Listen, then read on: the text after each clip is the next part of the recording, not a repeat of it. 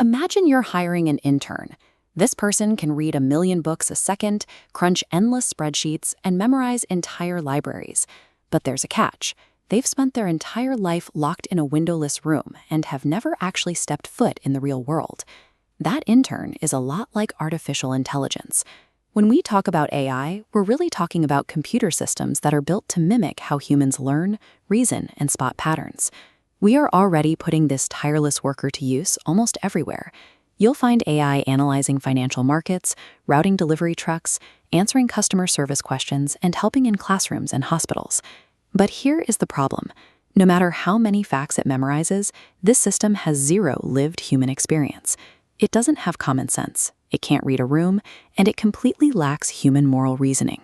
Because it lacks this basic real-world context, letting the intern call the shots without any supervision is inherently risky. One of the biggest traps we fall into is taking the AI at its word without questioning it. Because the system delivers long, detailed, and authoritative-sounding answers, we tend to assume it's correct. We stop checking its work, even when the logic holding its answer together is completely flawed. Its answers are also entirely dependent on the quality of its training. If you feed the system messy or biased info, it's going to produce messy or biased results. The output is only as good as the data it was built on. Let's look at how this plays out in healthcare. An AI can quickly scan your dietary habits, calculate your exact nutrient intake, and print out a perfectly balanced meal plan in seconds. But a computer doesn't know what a severe peanut allergy actually looks like in real life. It might confidently suggest a diet plan that reacts badly with your current medication simply because it wasn't programmed to look for that specific connection. A trained dietitian, or a human doctor, sits across from you, asks follow-up questions, and uses their professional judgment to understand your specific situation. The machine can't do that. That means AI should be treated as a helpful assistant for gathering and organizing information, not a replacement for a human expert when a critical decision needs to be made.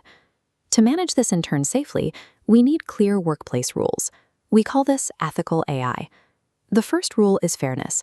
The system must be built so it doesn't discriminate against anyone based on things like their age, gender, or race. The next rule is being open about how the machine works. Think of this as the AI wearing a giant intern name tag. You should always know when you're talking to a machine, and the organization should be able to explain how the AI reached its conclusion. To do its job, this system needs to read a massive amount of personal information.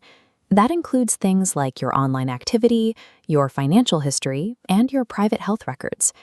If that information is handled poorly, the consequences are high. It can lead to identity theft, people being watched without their permission, or massive data leaks that expose your private life to the world. We protect ourselves by being extremely selective. We only gather the specific pieces of information needed for the task at hand, rather than taking everything. And we make sure you're always in the loop, so you know exactly what is being collected and how it's being used. Once that info is tucked away, it has to be locked down.